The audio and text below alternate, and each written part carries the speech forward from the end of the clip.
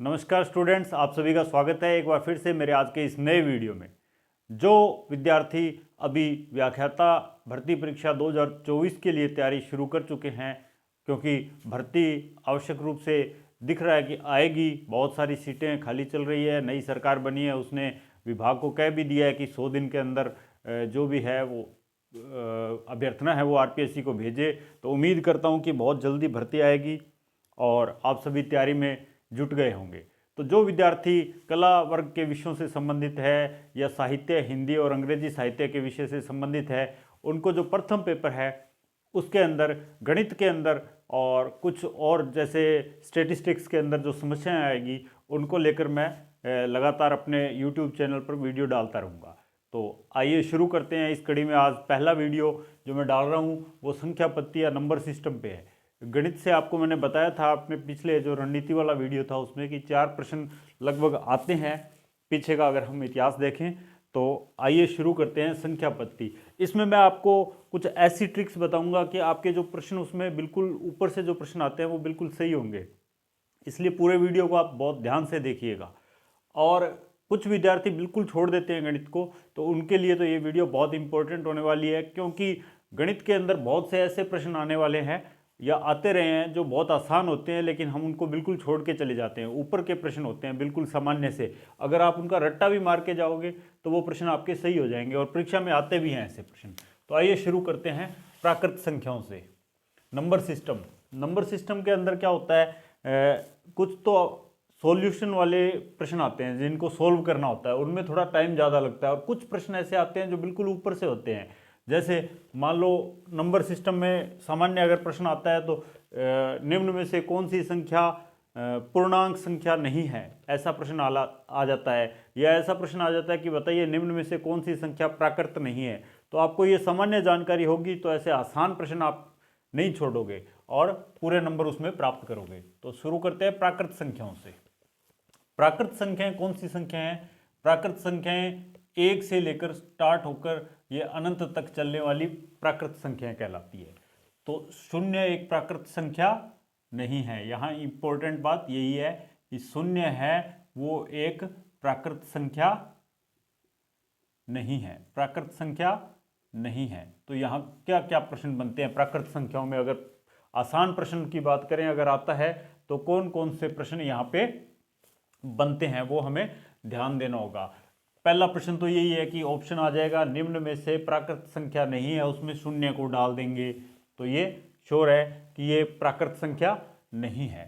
ये दूसरा प्रश्न ये आ सकता है कि निम्न में से कौन सी प्राकृत संख्या है, तो उसमें 0 डाल देंगे, 2 डाल देंगे, -6 डाल देंगे, -3 डाल देंगे, ऐसा कुछ ऑप्शन दे देंगे। तो उसमें से आप आसानी से पता लगा सकते हो कि जो प्राकृत संख्या है वो 1 से शुरू होकर अनंत तक की संख्याएं हैं वो प्राकृत संख्याएं हैं। अब उसके बाद हम दूसरा बात करते हैं, इनको नेचुरल नंबर्स भी कहते हैं, नेचुरल नंबर्स, और इनको n से भी व्यक्त किया जा सकता है। अब दूसरी है पूर्ण संख्याएं। पूर्ण संख्याएं, पूर्ण संख्याएं फिर कौन सी है? पूर्ण संख्या देखो, प्राकृत रूप से अगर हमने देखा तो 1 से शुरू होने वाली संख्या प्राकृत संख्या थी। अब इनमें हमने 0 जोड़ दिया तो ये पूर्ण हो गई। बस इतना सा है इसमें कि आपको 0 जोड़ना है, ये पूर्ण संख्याएं कहलाएगी। अब आपको प्रश्न यहाँ से क्या आएगा कि नीचे दिए गए ऑप्शंस में से कौन सी संख्या पूर्ण संख्या नहीं है, तो उसमें आपको ऑप्शन ये भी मिलेगा, ये भी मिलेगा, और कुछ ऑप्शन उसमें आपको जैसे -4 दे दिया, √2 दे दिया, ये ऑप्शन इसमें जैसे एक ऑप्शन वो ऐसा देगा जो पूर्ण संख्या नहीं है, जैसे -4 पूर्ण नहीं है, या तो ये दे देगा, या अंडर वाला दे देगा, या कोई दशमलव वाली संख्या दे देगा, तो वो पूर्ण संख्या नहीं है। पूर्ण संख्या 0 से शुरू होकर अनंत तक जो जाती है वो पूर्ण संख्या है। अब अगला है पूर्णांक संख्याएं। अब ये कौन सी है पूर्णांक संख्याएं? देखो 0 से शुरू होकर 1, 2, 3, 4, 5, ये हमने पूर्ण संख्याएं पढ़ी। इसी प्रकार इस साइड भी चलेंगे हम, -1, -2, -3, -4। अब यहाँ पे एक बात और आपको क्लियर हो जानी चाहिए। देखो 0 से बड़ी संख्या क्या है? 5 है, 1 है, 1 से बड़ी 2 है, 2 से बड़ी 3 है, तो हम इधर जा रहे हैं, संख्याएं बड़ी हो रही है। और इधर आ रहे हैं संख्याएं छोटी हो रही है, तो 0 से छोटी क्या है -1 है, -1 से छोटी क्या है -2। कुछ जो बच्चे गणित में रुचि नहीं रखते हैं वो यहाँ गलती करते हैं, -2 को -1 से बड़ी मान लेते हैं, लेकिन ये संख्या रेखा है, इस पे 0 से इधर चलने पे संख्याएं बड़ी होती है और 0 से इस साइड चलने पर संख्याएं छोटी होती जाती है। तो आपको ध्यान रखना है कि 0 से छोटी -1, -1 से छोटी -2, -3, फिर -4, ये छोटी होती जा रही है संख्याएं। इसी प्रकार इस साइड भी ये अनंत तक चलने वाली, तो ये कौन सी संख्या है, पूर्णांक संख्याएं हैं। तो निम्न में से कौन सी पूर्णांक संख्याएं नहीं है, ऐसा प्रश्न आ सकता है। पूर्णांक संख्याओं का योग आ सकता है कि -5 से +5 तक की पूर्णांक संख्याओं का योग बताइए। तो ये दोनों तरफ 5 हैं तो ये शून्य हो जाएंगी, 0 से दोनों तरफ हैं वो 5 हैं, ये शून्य हो जाएगी। -5 +5 +4 -3 -3 +3 +2 -2 -1 1, ये आपस में कट के शून्य, इनका योग शून्य रह जाएगा। क्योंकि ये हम बोर्ड मास का नियम करेंगे तब आपको और थोड़ा सा क्लियर करवा देंगे कि ये किस प्रकार से होता है। इसी प्रकार प्राकृत संख्याओं में भी जो प्रश्न बनते हैं वो क्या बनते हैं कि शुरू की 10 प्राकृत संख्याओं का योग बताइए।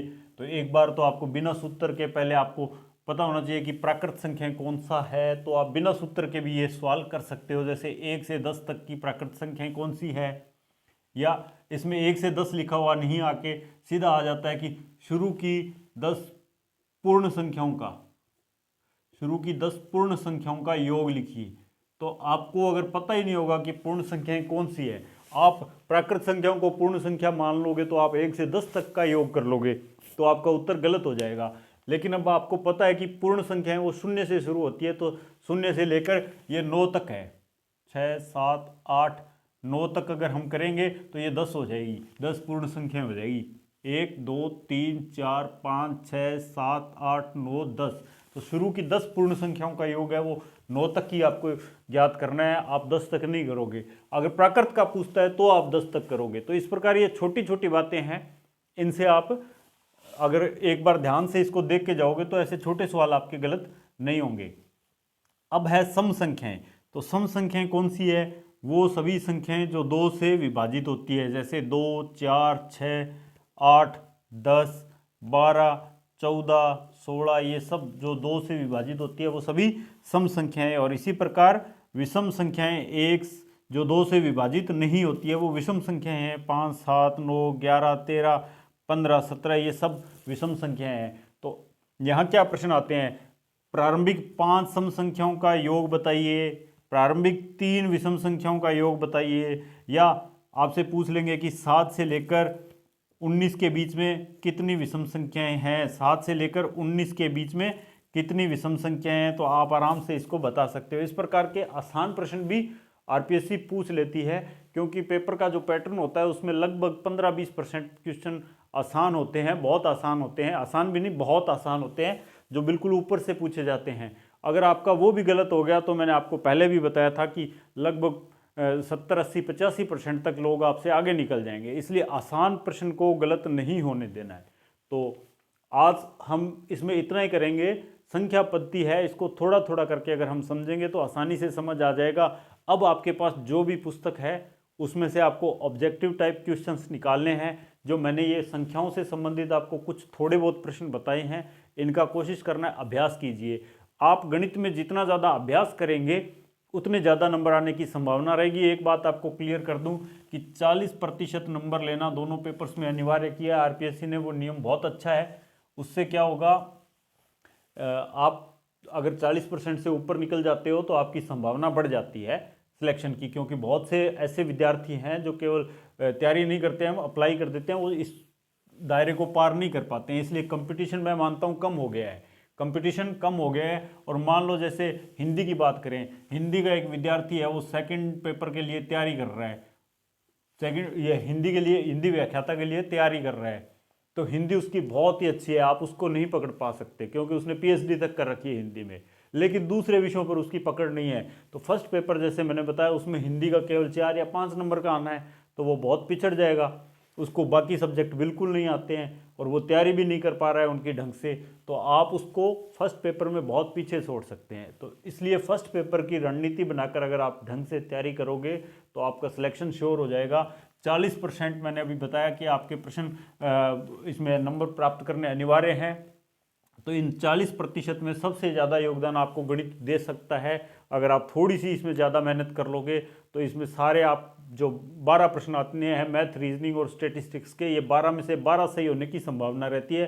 टफ से टफ क्वेश्चन है, उसको भी अगर थोड़ा सा वहाँ ध्यान से आराम से समझ के करोगे तो वो आपका सही हो जाएगा। इसलिए तैयारी अगर आपको ढंग से करनी है तो गणित की करते रहिए। अपने जो अभ्यास के लिए कोई एक बढ़िया सी पुस्तक ले लीजिए और इसके अलावा छोटे छोटे टॉपिक मैं भी आपको वीडियो के द्वारा समझाता रहूँगा। वीडियो पूरा देखने के लिए बहुत बहुत धन्यवाद। जुड़े रहिए। Thank you.